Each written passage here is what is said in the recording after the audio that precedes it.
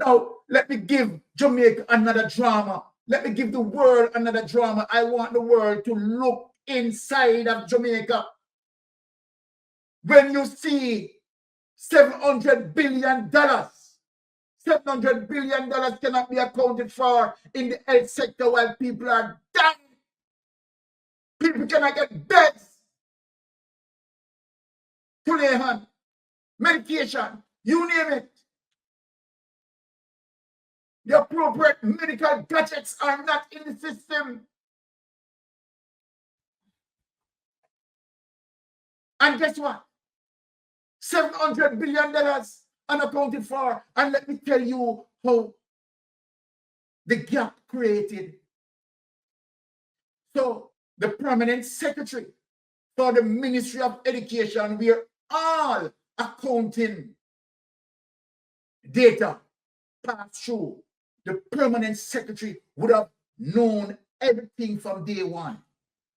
You are going to tell me that from the time you took over power, from 2016, the permanent secretary realized that the appropriation account that's supposed to file each year, people listen to me, the appropriation account that's supposed to file each year that will explain expenditures and so forth, wasn't filing. And the permanent secretary sits there. Tufton sits there.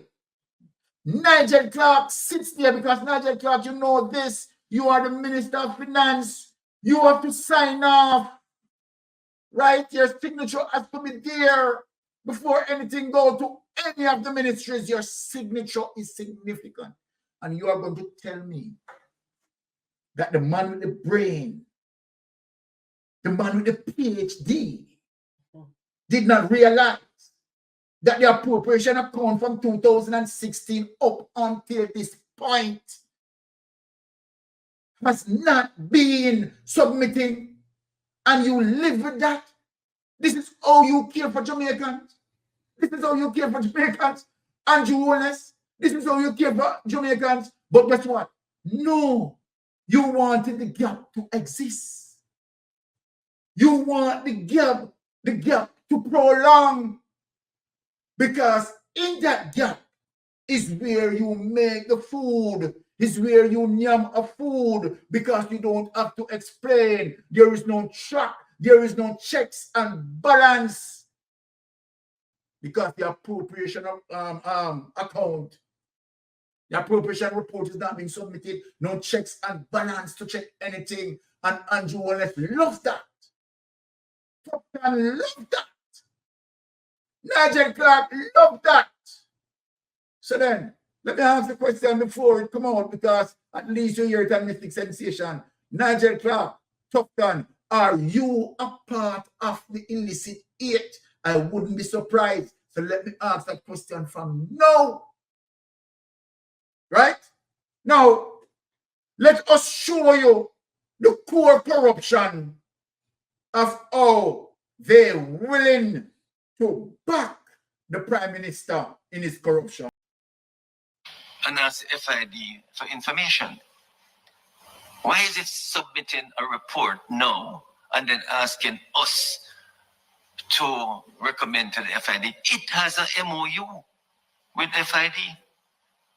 And before it submitted this report, why didn't it engage the FID and the TOJ, which within its mandate it can do? And it seemed to me the question may well be asked, why was this report submitted to Parliament at this time? After 3 years, it had, during that period, done 3,800 investigation of transaction, investigated according to 28 bank accounts. The IC itself has done a comprehensive report. In addition, it reported that it had an international expert for 6 months. And the international expert has found nothing. And what you have here, Mr. Chairman, is a report that has not implicated the Prime Minister, the substance of this report in any material way. What this report has done is to leave nothing but speculation from page 1 to page 171 of its report. It had come to no conclusion. And because it has failed to come to any conclusion, it is now asking for the FID and the TAG to assist it in coming to some conclusion. I have much more to say, Mr. Speaker, Mr. Chairman, except to say I cannot support the President motion. Thank you, Chairman. You know, I am taking serious note of the motion that has been advanced by Member Robinson. And it puts into focus for me the importance of us as a committee ensuring that the Integrity Commission and the officers are brought before us before this moves any further. And I say this because after examination of the report, thorough examination, it is laden with statements that are clearly prejudicial, more than they are probative, statements that have had no bearing on the findings or ought not to have had any bearings on the findings, but that have been particularly included for a reason. I wonder, Chairman, if we ought not to be calling the IC before us to discuss the matter, to really investigate and determine, is this a matter of malicious prosecution, where clearly you see the inclusion of things intended to harm the declarant rather than to seek justice. These are matters that we have to explore because it is highly inappropriate, in my view, for an investigation to be completed and for there to now be an effort to redetermine the matter. Section 7 of the Integrity Commission Act speaks directly to cooperation between other bodies and agreement and arrangements, and it allows the Commission in the performance of its functions to cooperate with any person or body that it may deem appropriate, including those bodies that it is now seeking to redetermine this matter, that it itself has concluded. It's either that the IC is turning against itself, or that you have a situation here that is exposing itself as being a matter of corruption. And I must tell you, I am very concerned because as a nation, if we intend to address corruption, Mr. Chairman, we must ensure that those with the primary responsibility are not including any contaminated or corrupt operation in that effort. And I speak very seriously on it, boldly. This is laden with procedural irregularities. And I hear Member Paulwell saying that it has never been done. That is a weak argument in relation to addressing this matter that relates to our Prime Minister, who has been subjected to the most extensive and the most expensive investigation. And we must be very clear in ensuring that as a matter of law and... My people, to be honest, I am not even going to pay any attention to Colonel Charles Jr. Right? Because obviously, this is who we call a political lunatic. Definitely. Now, let us go to Delroy Chuck. That his line of argument is saying that the Integrity Commission report, investigation report, right, has nothing in it to implicate the Prime Minister. Now, I know that Delroy Chuck should be a smart man. But you can see how the politics work in terms of them defending, right, the wrong. and defending the party and not defending Jamaican interests. Obviously. So you see the political bias. Now, I want to say something to Delroy Chuck, if you are listening, Delroy. When the Prime Minister opened an NCB account with $0, and after a couple of days, 143,000 US dollars went into his account from SSL. And where you look on the report and cannot determine whether or not the Prime Minister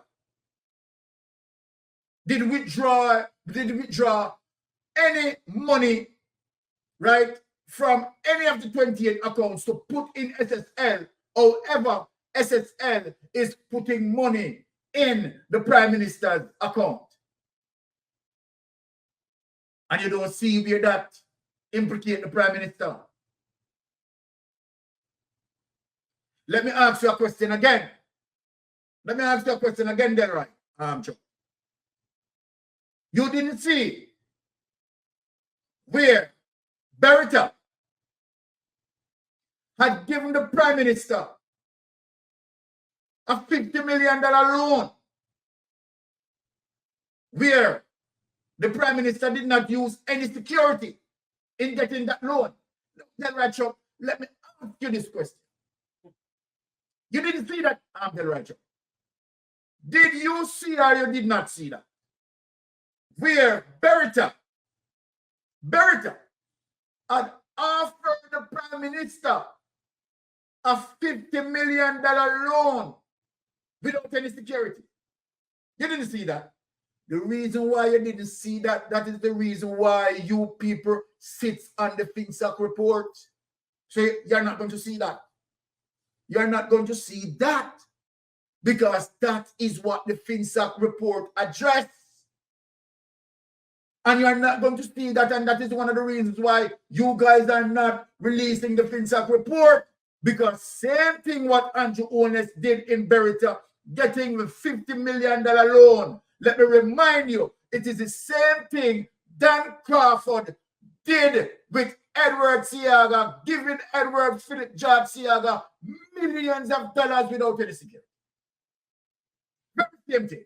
And Edward Seaga said he didn't remember that he get any loan. So Delroy Chuck, you are not going to see that the report implicate the Prime Minister. You're not going to see that. You're not going to see resemblance. You're not going to see parallelity. You're not going to see the parallel lines between what Andrew Holness did and what took place in FinSac. Took place as it relates to the meltdown. And where the People's National Party have to create FinSac to clean up the mess. You're not going to see that. So then, okay, the report has not implicated the Prime Minister, my. You know what, Delroy Chuck? It is not even about your statement. It's about the situation that you're undermining the people's intelligence. That is what hurt me. That is what hurt me. Now I'm going to show you something, Delroy Chuck. Now let us get into and open one more door and peep in. Now, without any delay, let us hear some discussion around the Integrity Commission report, and let us dissect that. So did the Integrity Commission go wrong when it sent an incomplete investigation report to Parliament? That's been a big talk over the past week, and that's our topic for this edition of All Angles. Thank you so much for joining us.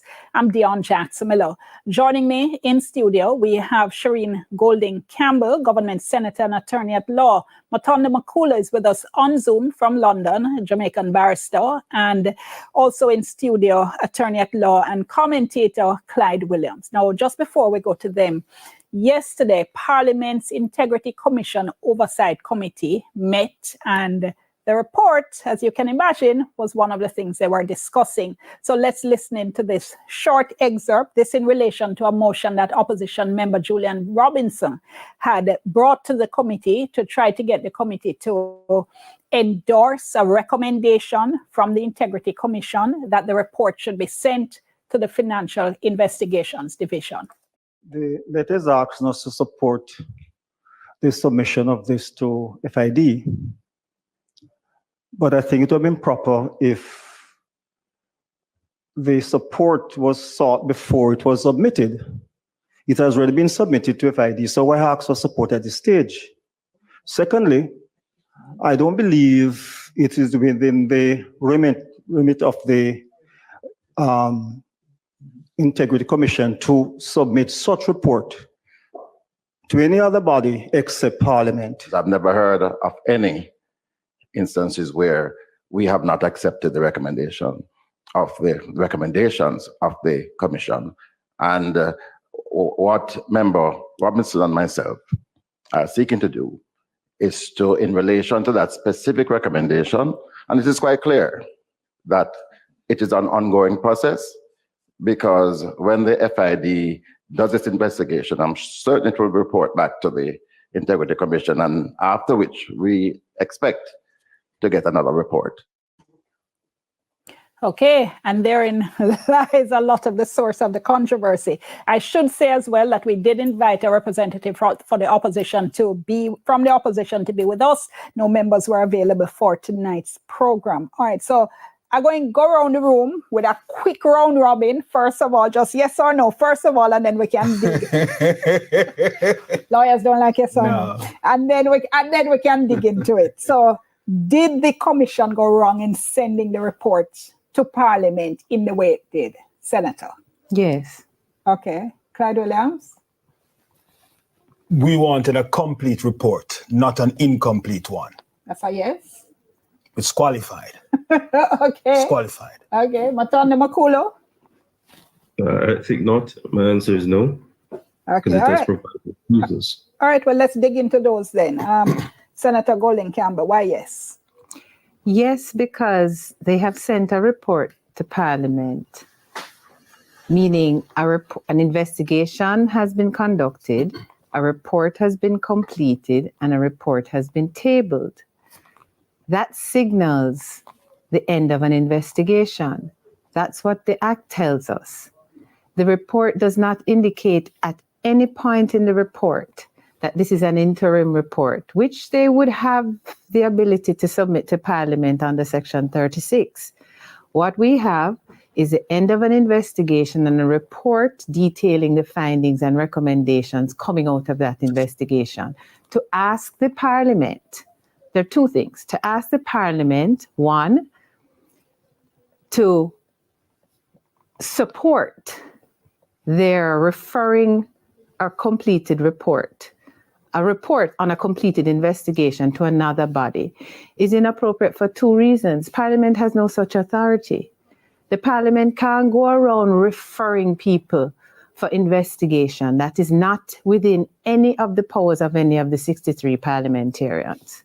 And secondly, having landed the report, tabled the report in Parliament, the only thing that the Director of Investigations or the Integrity Commission can do is refer it to their Director of Corruption Prosecution for a ruling as to whether or not the declarant is to be prosecuted.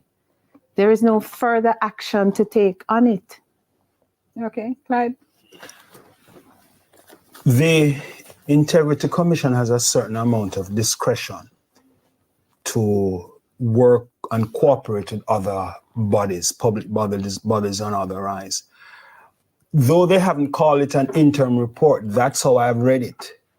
Because I've read it that way because of what the chairman has also said in his letter when he said, no question of certification will arise until FID is completed its work. I don't know the nature of the memorandum of understanding between FID and the Integrity Commission. But when I saw it, I recognized that they had not acted on some of the big issues, the tax compliance issues with the companies, the questions of whether the amount of monies in bank account of companies, whether the investigator saw any capacity to earn such monies. Those are things I understand him to be saying outside of his scope of time and also resources, hence the reference to the referral to recommendation to the commission to send it on to FID. So it is in that context that I read the thing as an incomplete, inconclusive report. I find that unfortunate because all of us in this society waiting for, and as Shireen said, you expect when investigations come that when you send the report, it will be complete. But when I read it, I realized it is incomplete because more than 3/4 of the report, no ruling has been made on about 3/4. The compliance issues with the tax, the question of the earning capacity of the companies in relation to the monies they have in their account, the question of whether or not the Prime Minister used monies in a charity to buy some bonds in his name, partially funding and so forth and so on, the question of the conflict of interest with his business partner being chairman of these. So those things are the substantive things in the report, and they were all inconclusive. So I just concluded it was incomplete, and I was dissatisfied. But I don't think it is beyond the Integrity Commission under the law to send the report to FID. Section 7 says a whole range of persons, competent authorities. FID is one of the competent authorities, the DPP, and a MOCA and a couple others. That if those entities are investigating and request, then they can send all information they have to them. And again, the memorandum of understanding. So that's why I've qualified my thing. Disappointed, recognizing that it is not complete when you look at the substance of it. So I saw it as interim, though it doesn't say interim. And the chairman saying, I can't certify until, I can't come to a decision yet on certification until I get the FID work. That's not yet complete. Now, Shireen, right, the obvious female lawyer, right, is definitely wrong. Definitely wrong. What she's saying is that the IC, right, had completed their report. And so then it should be end there, right? And the ruling from the corruption prosecutor is final. That's not true. That's not true. So I am in agreement with Clyde Williams in terms of what Clyde is saying. Clyde is saying that based on the context of the report, it is telling you that this is an interim report. And why it is an interim report simply means that the report is incompleted. Clyde spoke on areas that were not addressed, or areas where the IC investigators did not send to the corruption prosecutor to be ruled on, which tax evasion. I'm going to call it a different name because it is what it is. You know, they are lawyers and they have to be what we call politically correct. But you know, on here, social media, we're raw. We call it as it is. So there are particularly 3 areas. The tax evasion area, right? The conflict of interest area, and the possibility of money laundering. And where I look on several of these accounts where money is moving from one account to the other, then it's, you know, it show you you know, a money laundering mechanism being going there, right? So obviously, definitely, this is an interim report, a report that is incompleted. And that is one of the reasons why the director of investigation said specifically, so Shireen, have you read all the report? Because the DI stated, this is what the DI stated. The DI stated that there is no certification will arise until FID complete their investigation. So by the director of investigator saying that, he is also telling you, Shireen, that the report has not been completed. The investigation is not being completed. And why the investigation is not completed, let me also say to you, Shireen, it has not been completed because the Integrity Commission investigators have met a roadblock, in the sense that when they asked Andrew Holness as it relates to certain questions, Andrew Holness was not cooperating as it relates to giving the specific answers to those questions. So then, the Integrity Commission investigator said, okay, as a result of that, we are not able to go any further. So that there is no certification will arise until FID complete their investigation. So what does that mean? Investigation is not completed. Right? The investigation is not completed. So then something wrong. Well, you know, people, let me say this to you.